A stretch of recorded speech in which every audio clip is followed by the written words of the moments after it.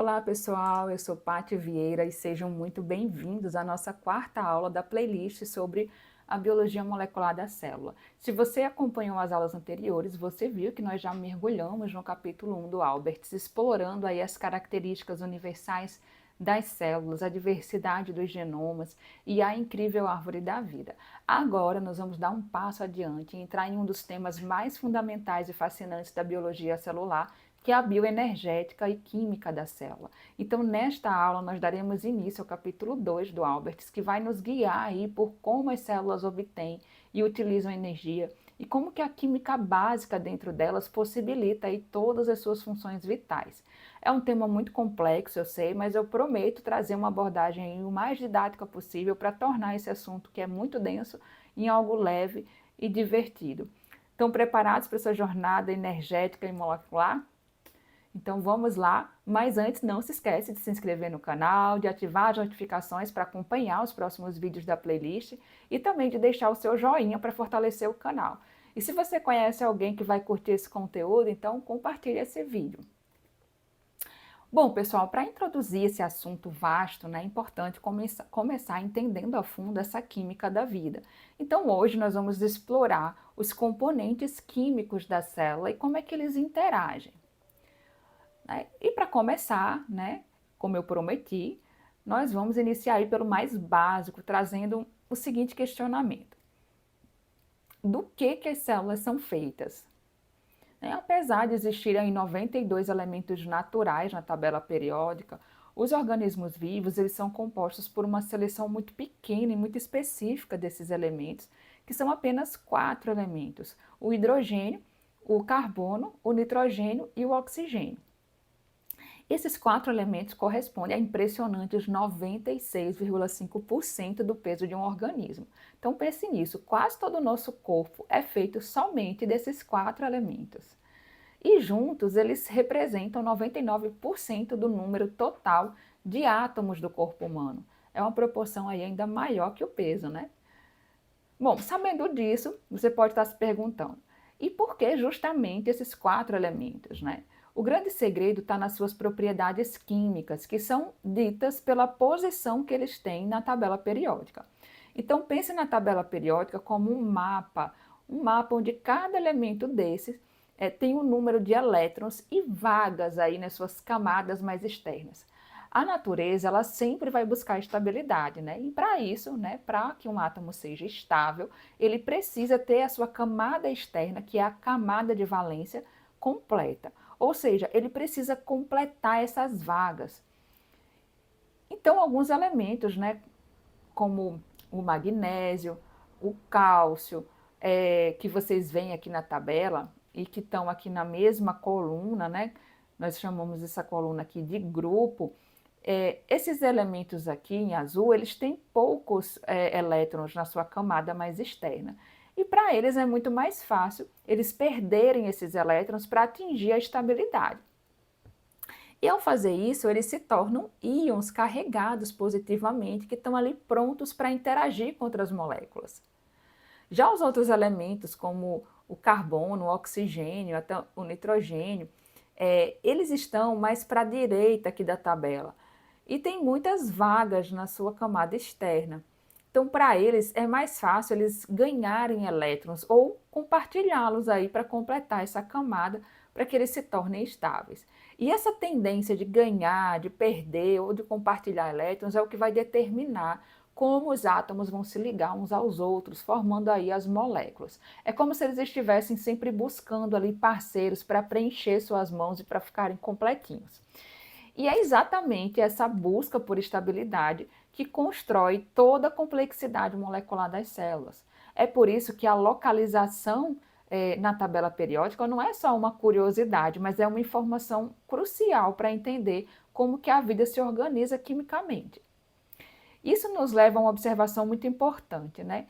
Percebam que os elementos em azul, aqui destacados, eles são necessários em bem menor quantidade, né?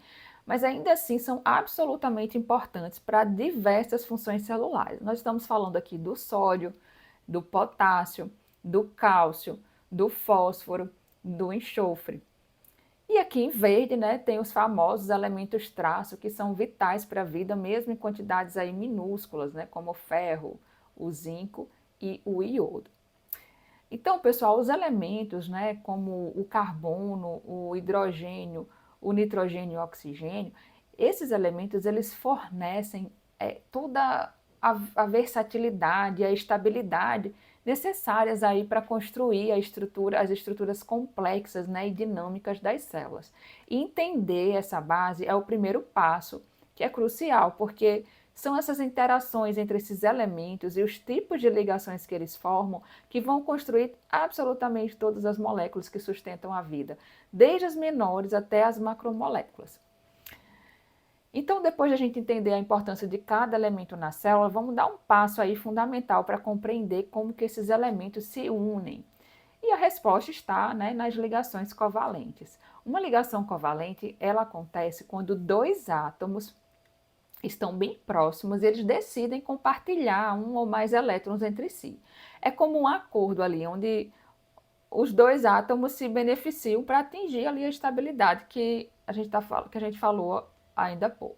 Então, no exemplo mais simples, ou seja, numa ligação simples, cada átomo compartilha um elétron, mas a força de compartilhamento também pode ser através de ligação dupla, né, que são dois elétrons de cada átomo, totalizando aí 4 elétrons compartilhados, e também pode ter ligações triplas. E o mais importante é que cada átomo, como carbono, nitrogênio e oxigênio, ele forma um número fixo de ligações covalentes, né?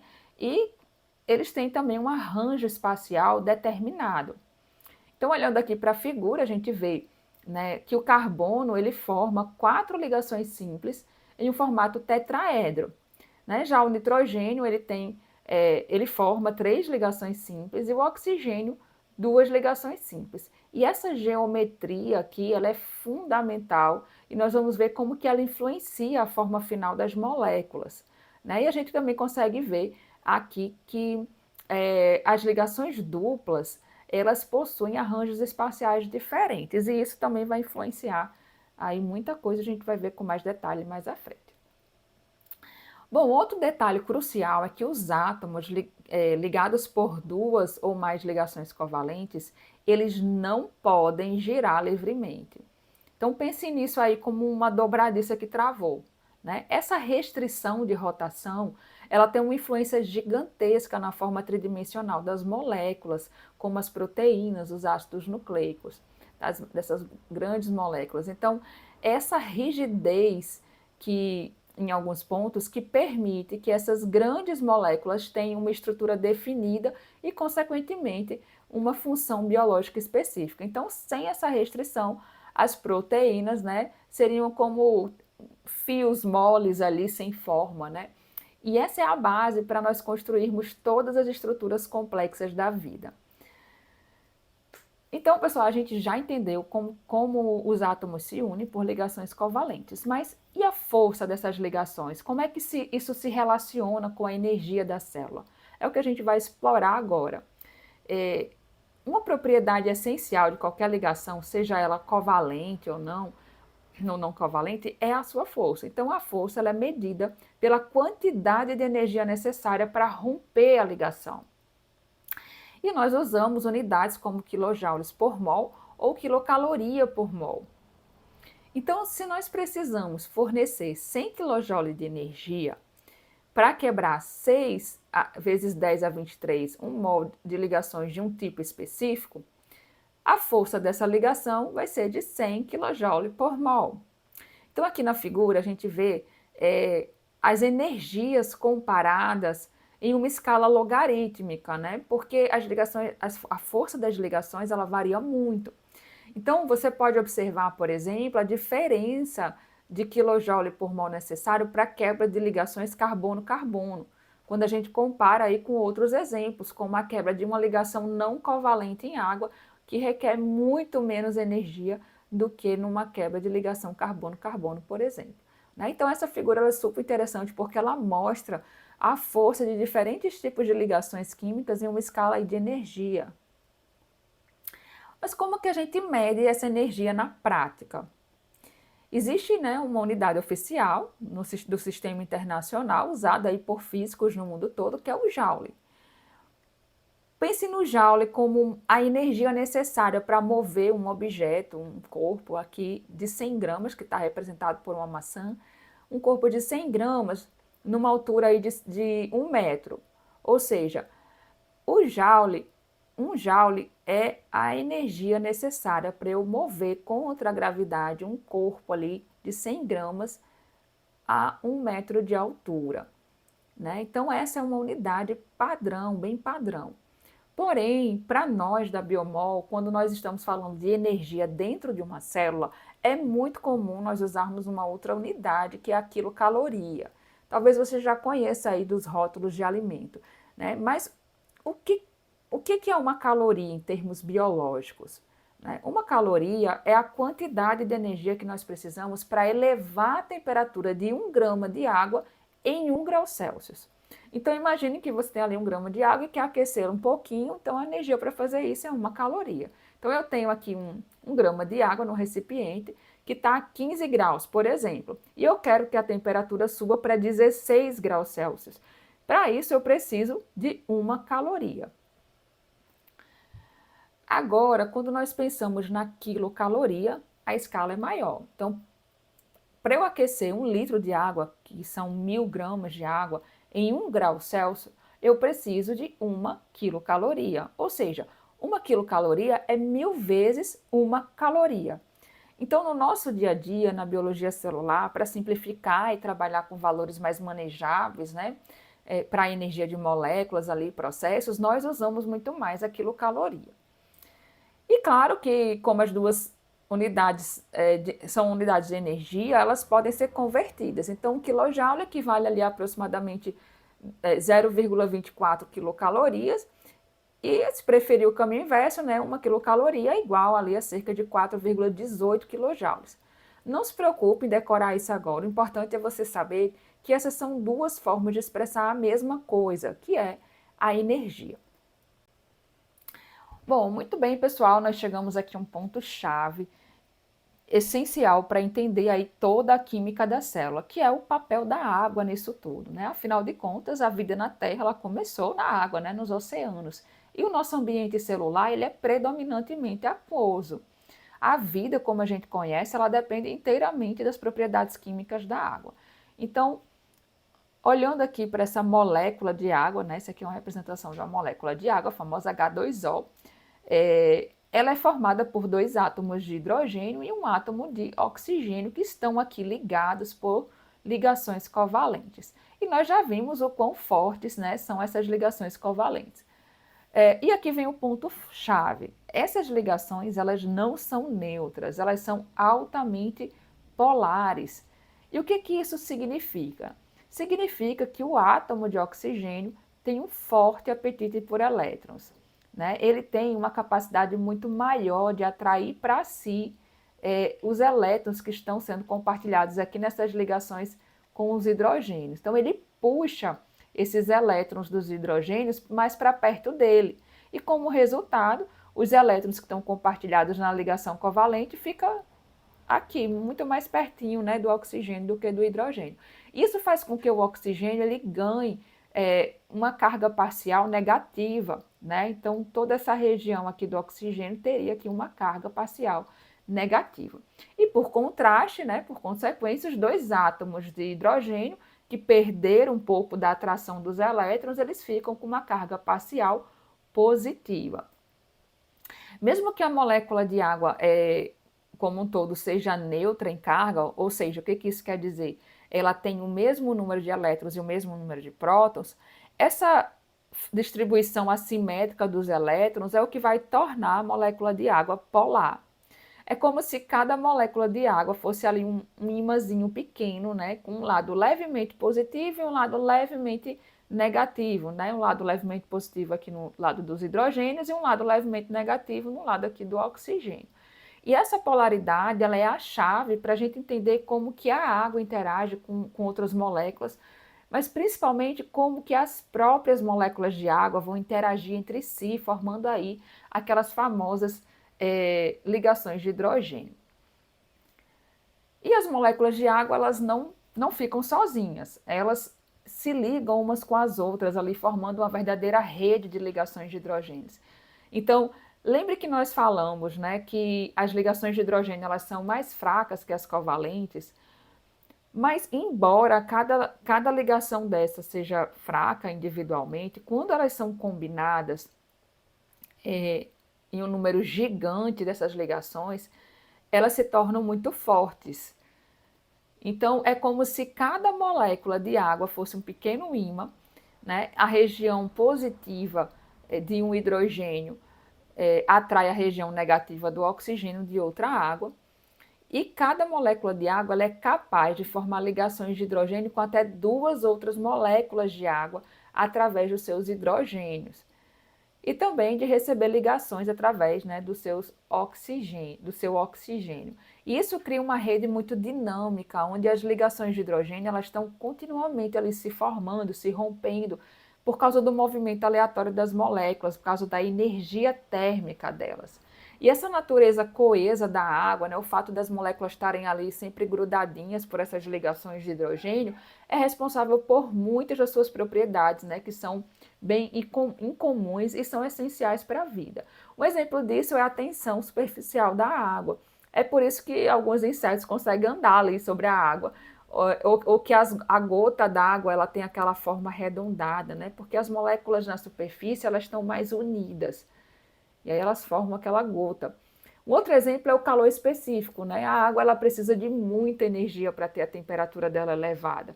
E isso ajuda a manter a temperatura das células e do planeta também mais estável.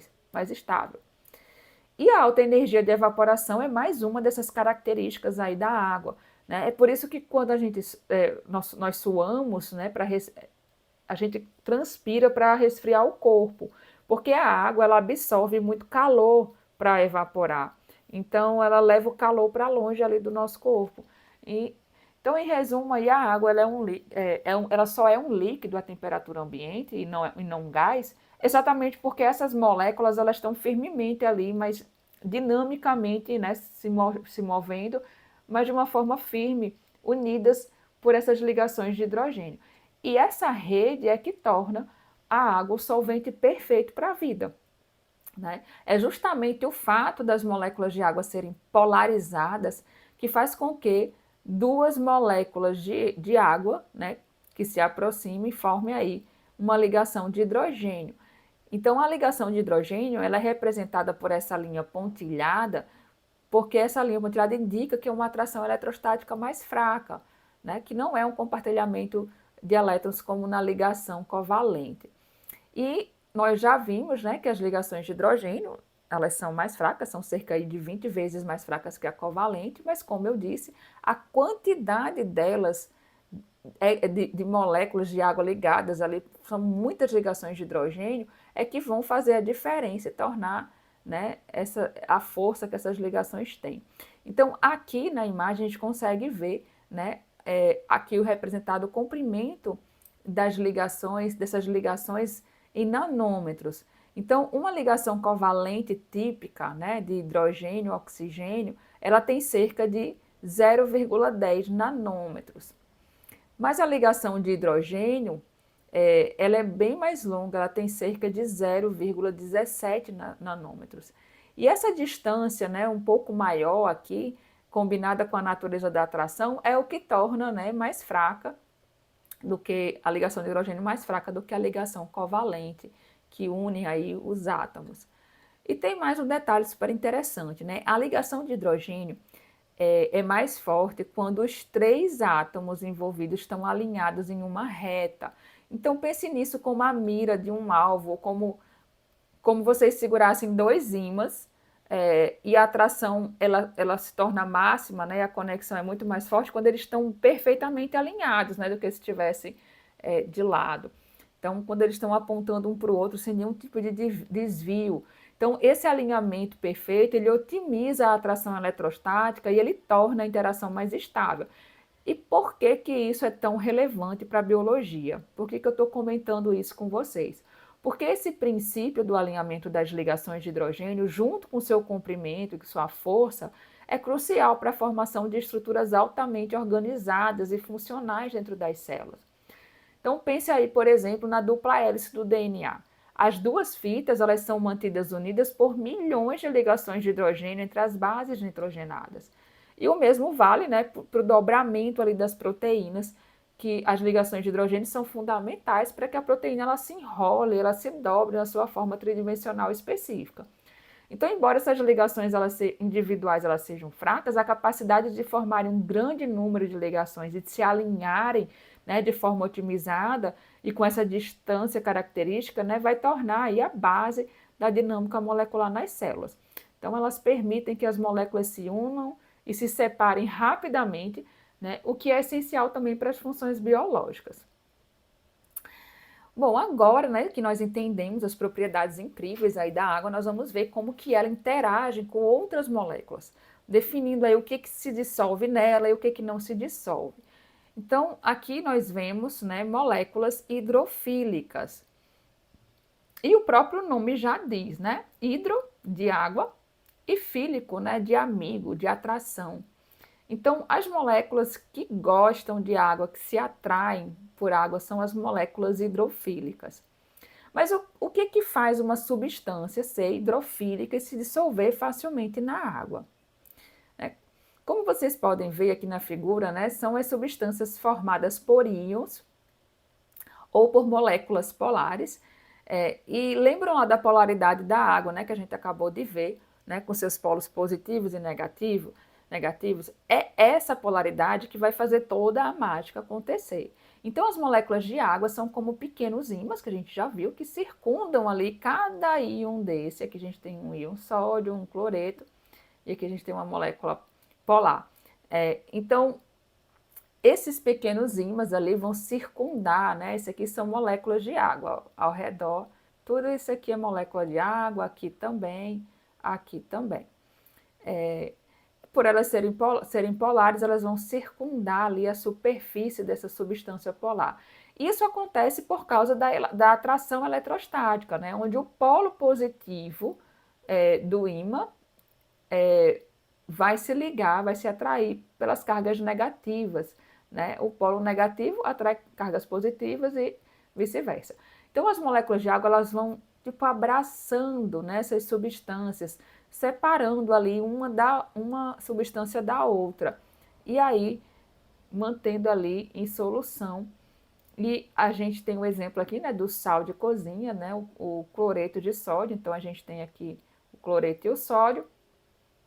E é justamente isso, a água abraça o cloreto e o sódio e separa eles, e eles vão se dissolver ali na solução.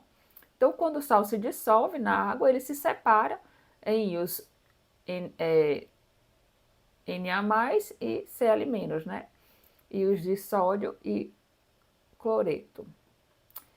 E as moléculas de água, elas são atraídas pela carga positiva do sódio e pela carga negativa do cloreto, né, que ao se envolver aqui nesses íons, né, elas impedem que essas duas moléculas aqui se reagrupem, e é isso que faz com que mantenha ali, né, dissolvido, o sal dissolvido. Um outro exemplo são as substâncias polares, como a ureia. Aqui a gente tem um exemplo da ureia. Que também é uma molécula polar. Então, a ureia não tem carga elétrica formal, como os íons, por exemplo, né? Que aqui a gente tem aqui uma carga elétrica formal. Mas elas têm regiões com cargas parciais positivas e negativas, assim como a água. E é isso que vai permitir que ela forme ligações de hidrogênio com as moléculas de água aqui adjacentes. Então, tanto as cargas elétricas, no caso dos íons, quanto a capacidade de formar ligações de hidrogênio, no caso das moléculas polares, é o que faz com que essas substâncias interajam favoravelmente com a água e se dissolvam. E adivinhe só, né? Muitas das moléculas mais importantes do ambiente aquoso das células são hidrofílicas. E nós estamos falando aí dos açúcares, né, que são fonte de energia, do DNA e do RNA que carregam aí nossa informação genética e da maioria das proteínas que realizam quase todas as funções da célula. Então é essencial que elas se dissolvam e que interajam com a água para poder funcionar. Bom, pessoal, nós já vimos as moléculas que amam a água, que se atraem pela água. Agora a gente vai para o lado oposto. A gente vai falar das moléculas hidrofóbicas. Hidro, que vem de água, nós já sabemos, e fóbico, de fobia, de medo, de aversão, né? Então, são as moléculas que não gostam de água, não são amigas da água. E o que faz uma substância ser hidrofóbica e não se dissolver em água, né? Aqui a gente tem a figura mostra aqui os hidrocarbonetos, que são moléculas formadas aí principalmente por átomos de carbono e oxigênio. Então percebam que nessas moléculas, os átomos de carbono e hidrogênio, eles estão ligados por ligações covalentes. Lembram quando a gente vê esse traço aqui, está representando uma ligação covalente. Quando a gente vê esse tracejado aqui, vermelhinho, né, como está representado aqui, quer dizer que são ligações mais fracas, né? No caso aqui, ligações de hidrogênio. Então, a gente tem aqui o nosso hidrocarboneto com as ligações covalentes. Então, lembrem, né, que a gente falou que quando falamos de ligações polares, né, é onde o oxigênio ele puxa ali os elétrons, né? Nesse caso aqui é diferente. Né? Nas ligações carbono e hidrogênio, os elétrons eles são compartilhados, lembra? Como a gente já viu. Então, eles são compartilhados de forma ali equitativa, né, entre os átomos. Não tem uma região com uma carga parcial positiva e outra negativa.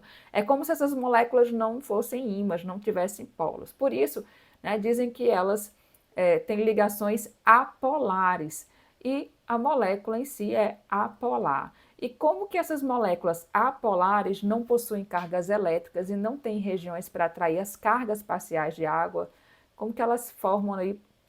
Elas formam poucas ligações de hidrogênio ou nenhuma ligação, né, com a água.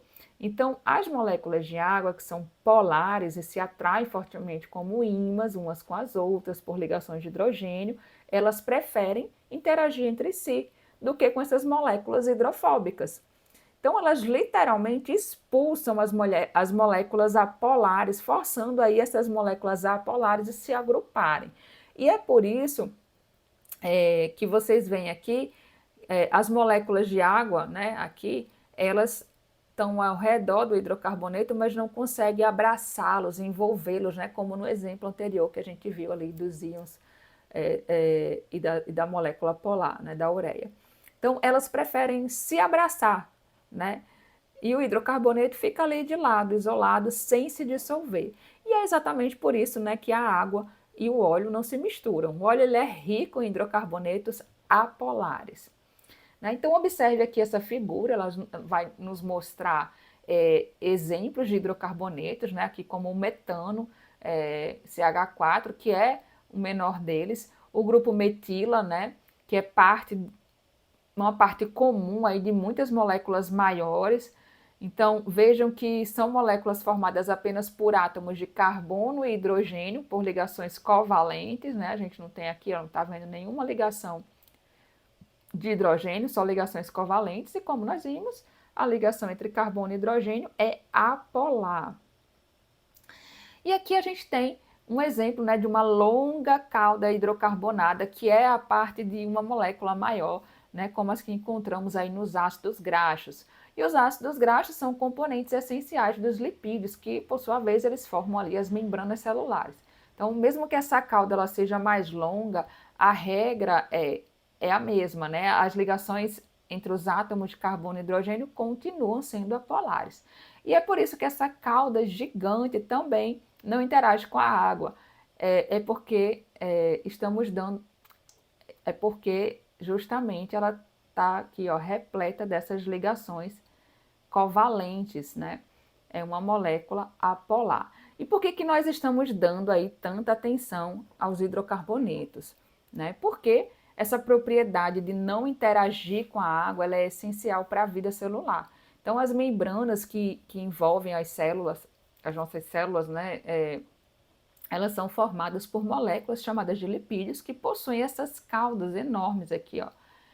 são caudas, né, de hidrocarbonetos. E essas caudas hidrofóbicas, elas se agrupam, né, espontaneamente, fugindo da água, e formam ali barreiras que vão separar o interior da célula do ambiente externo. Né? Então, sem os hidrocarbonetos, né, e sua hidrofobicidade, nossas células elas não teriam membranas, e sem membranas não tem célula organizada e com vida. Então, mesmo que pareçam simples, né, em sua composição, essas moléculas apolares elas são cruciais para a estrutura e para a função das células. Bom, pessoal, depois de a gente explorar aí as amigas e as não amigas da água, nós vamos consolidar aí um entendimento sobre o papel da água como um solvente fundamental da vida. Então, aqui na figura a gente vê a água como um solvente, ela ilustra o que acontece quando uma substância, aqui representada por um cristal de açúcar, né, de cozinha, ela se dissolve na água. E o que significa dissolver, né? Significa que as moléculas do açúcar se separam umas das outras e cada uma delas é completamente ali abraçada pela água, né, pelas moléculas de água, como a gente viu lá no exemplo, né, das moléculas polares. Então ela é solvatada. E quando uma substância se dissolve em um líquido, né, a mistura que se forma, ela é chamada de solução. E nessa solução nós temos dois componentes principais, né, a substância dissolvida, que é o soluto, nesse caso aqui é o açúcar, e o líquido que dissolveu o soluto, nesse caso aqui a água, é o solvente. Né? E a água ela é considerada um excelente solvente para muitas substâncias, especialmente aquelas que são hidrofílicas, é claro. Né? E por quê? Né? Eu tenho certeza que se você acompanhou a aula até aqui direitinho, você vai saber responder essa. Né? É justamente por causa da sua polaridade, da sua capacidade de formar ligações de hidrogênio. Então, a água, com seus polos positivo e negativo, consegue interagir e envolver aí uma vasta gama de moléculas carregadas ou polares, puxando aí para elas, né, a solução, impedindo ali que elas se reagrupem. Então pense em todas as reações químicas que acontecem dentro das nossas células. Elas não acontecem, né, num vácuo ou num ambiente seco.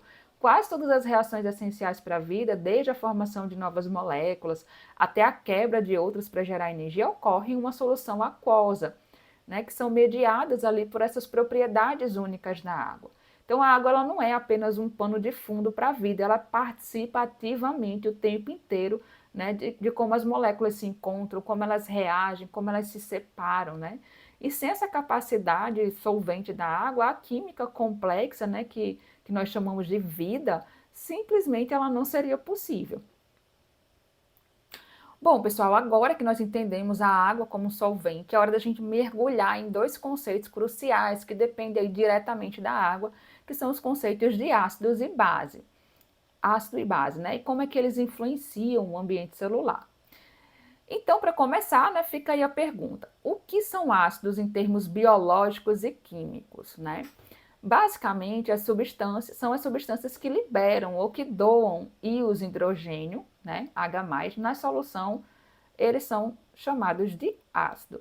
O íon H+, né, o que nós chamamos ele de próton, muitas vezes você vai ver ele descrito aí na literatura como próton, porque o átomo de hidrogênio ele perde o seu único elétron, né? Então ele fica ali sem elétron, por isso ele é chamado de próton.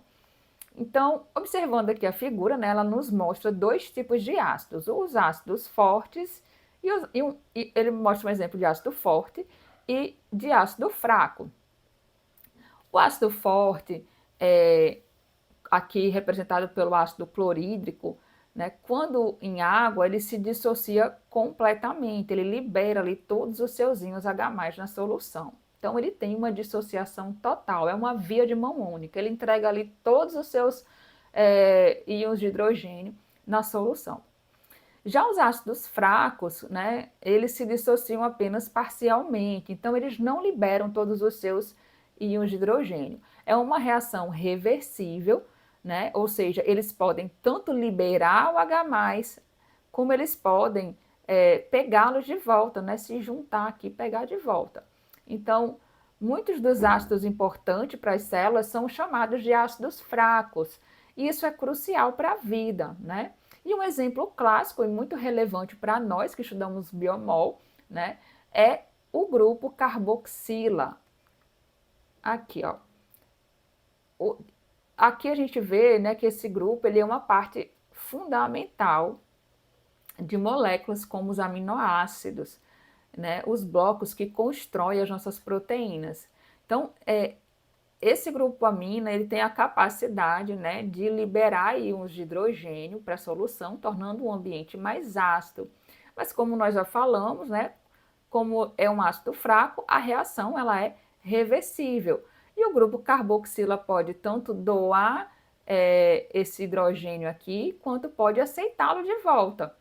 E essa reversibilidade ela é extremamente importante nas células, porque ela permite um controle ali muito fino do ambiente ácido-base, né? Um balanço muito delicado, que é vital para o funcionamento das proteínas e de outras moléculas. Então, se um ambiente ficar muito ácido ou muito básico, as proteínas elas podem perder sua função e sua forma, né? Isso pode ser muito desastroso para a célula.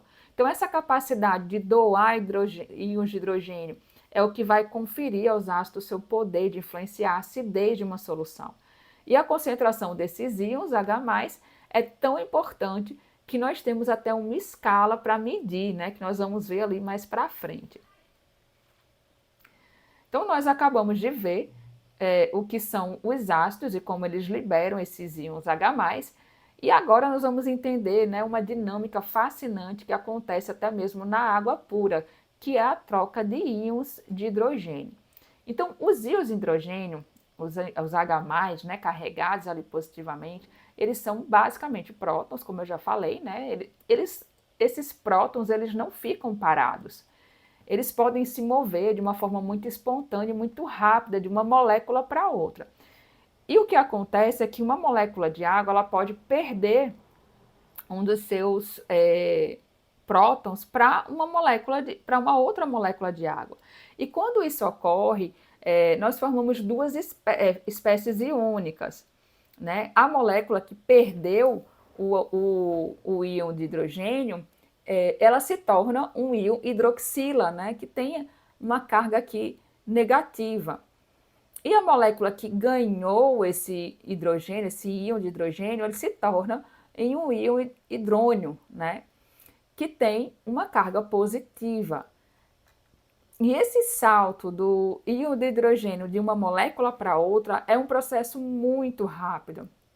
E o mais importante, é rapidamente reversível, ou seja, o íon hidrogênio está continuamente sendo transportado entre as moléculas de água.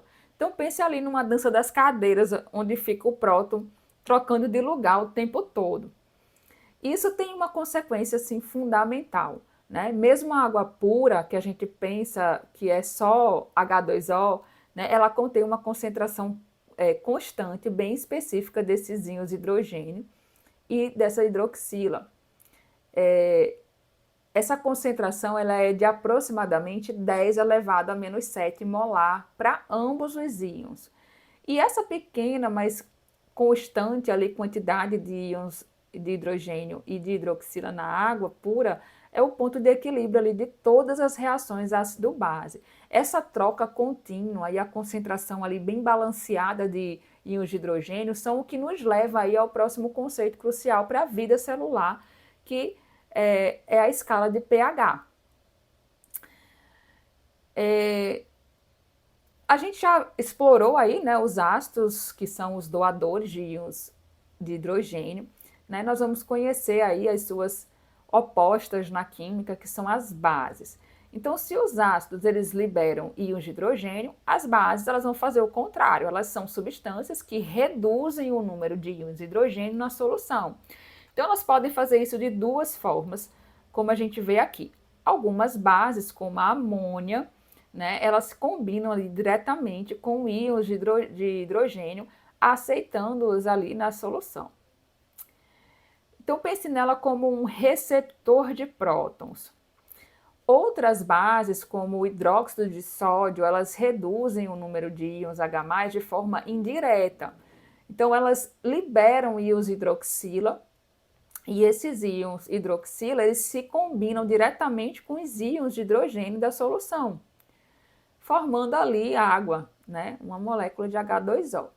Ou seja, elas sequestram o íon hidrogênio ao formar, né, a molécula de água.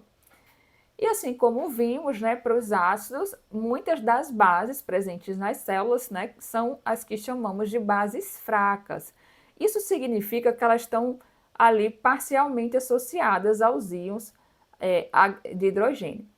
Então, elas têm uma tendência fraca, mas reversível, de aceitar um íon de hidrogênio da água, ou seja, essa é uma reação de vai e vem, né?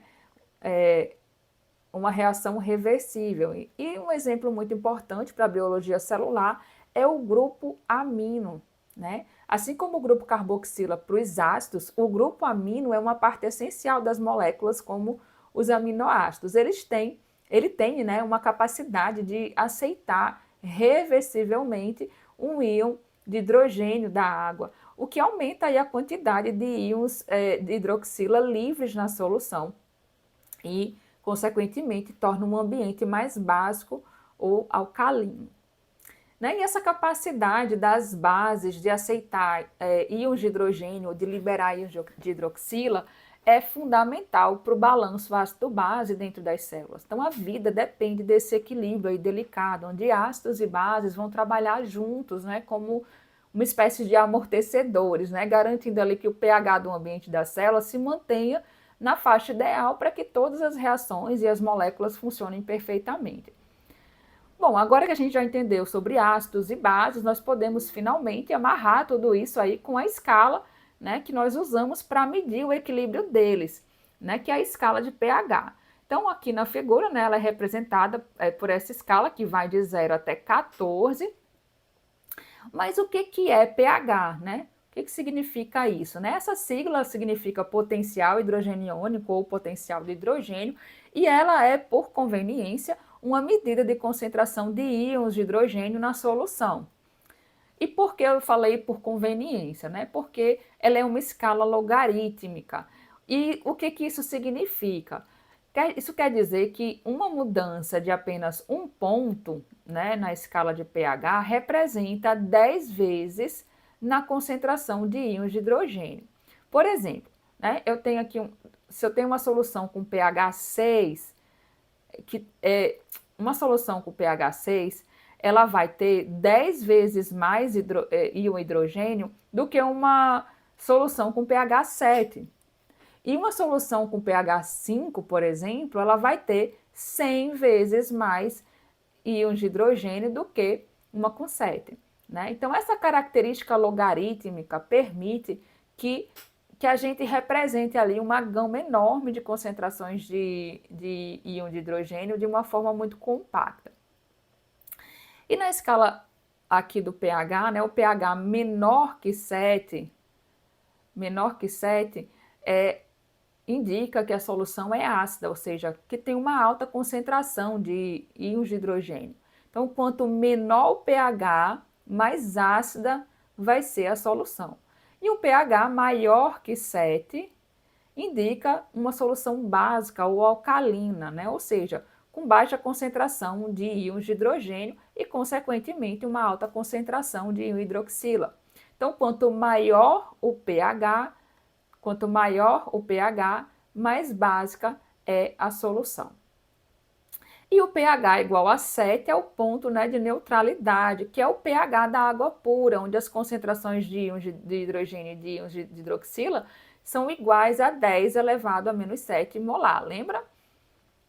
Então, a manutenção do pH adequado é absolutamente vital para as células, né? A maioria das proteínas, incluindo as enzimas que controlam quase todas as reações celulares, elas só funcionam corretamente dentro de uma faixa muito estreita de pH.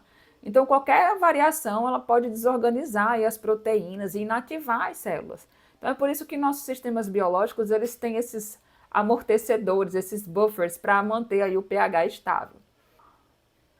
Bom, pessoal, nós chegamos aqui ao final da nossa aula. Parabéns para você, né, por ter chegado até aqui. Essa aula foi só o início do capítulo 2 do Alberts, que trata, né, sobre bioenergética e química da célula.